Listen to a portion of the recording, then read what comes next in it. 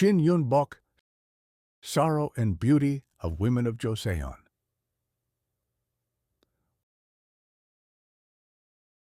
One day, a Yangban came to the house where young Shin Yun bok lived. You could tell he was an upper-class bureaucrat at first glance. He asked Shin, who was playing by the gate, "Is your father home?" "Yes," little Shin answered nervously. Then the Yangban made Shin go inside and tell his father that a guest has arrived. Shin ran to the front of his father's room and shouted, "Father, a guest is here!" His father opened the door abruptly. When he saw the face of Yangban, he was startled and ran out to the yard. "Oh, sir, for what business have you come to this humble place?" The father deeply bowed his head and asked the reason why a Yangban himself had come to his house. The Yangban said in a dignified manner, "I am here to ask for my portrait. Can you do it?" "Of course, sir. Please come inside." The room the father and Yangban entered was scattered with brushes, pieces of paper, and other miscellaneous art tools. It was the room of the father, who was a Hwawon at Dowaseo. Shin's father was Shin Hampyong, who was extremely talented to draw several portraits of the king. Therefore, many Yangbans came to his own house to ask for pictures. Shin quietly withdrew himself from the two adults and sighed. "Pew, Tilda, why is my father acting so nervously in front of Yangbans like that?" A Hwawon in the Joseon era was a Jung-in class, is middle class. One had to be courteous to Yangban. However, little Shin could not accept that reality. It was because there were a lot of Yangbans who would live precariously and were full of air. There are too many Yangbans that do not deserve respect. Commoners work day and night, but all they like to do is get drunk. Shin kicked a pebble in frustration. That night, little Shin sat in front of his father and learned art. It seemed like he had inherited his father's talent because he was much better at drawing than any other kid his age. "Yun bok, you will be a part of Dohwaseo soon. What kind of picture do you want to make in the future?" To his question, Shin answered without hesitation, "I don't want to draw portraits or landscapes for Yangbans." "What? What do you mean by that?" Father was dumbfounded by his son's bold statement. If he is not going to draw portraits or landscapes in Dowaseo, what will he draw? Shin told his bewildered father his thoughts. "Father, I want to draw pungsokwas that contain joys and sorrows of commoners who are scorned by Yangbans."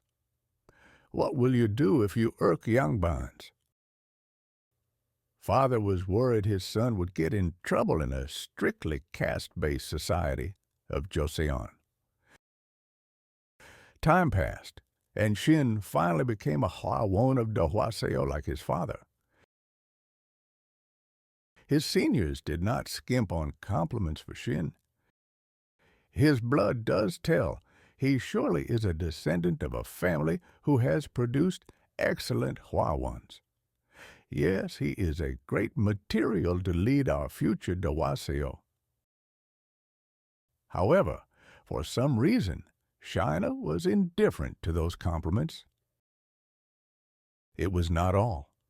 When other Hwawons strived to humor Yangbans, Shin tried to avoid them as much as possible.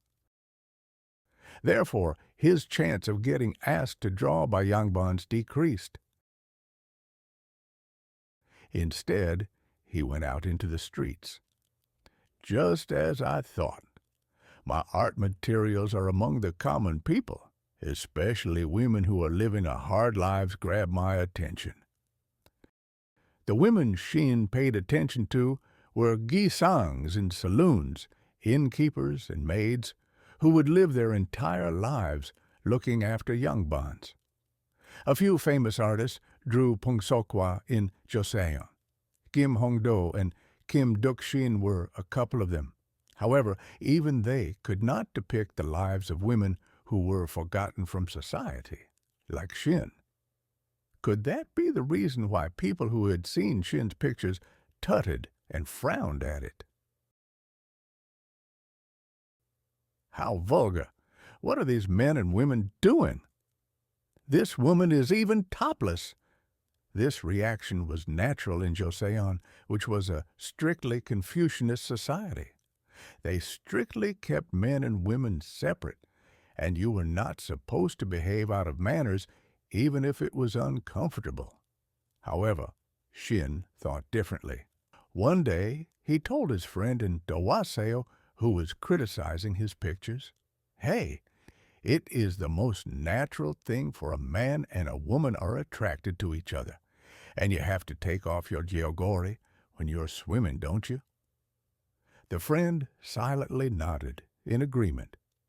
Shin continued, "Look, who are the ones that are propositioning gisangs in my pictures? Aren't they all Yongbons?" "Now that you say so," Shin got louder and louder. "Well, probably not all the Yongbands, but many of them are just like this. Fooling around in the middays and treating gisangs like some playthings." Then the friend understood why Shin was drawing such pictures. But there were not many who did understand his thoughts and minds. His reputation dropped every day. "We can't allow a Hua Won of Dohwaseo to draw such vulgar pictures.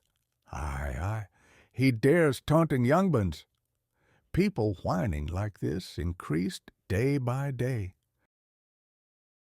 Even if Shin's talent was indispensable, he could not work at Dohwaseo in a situation like that anymore.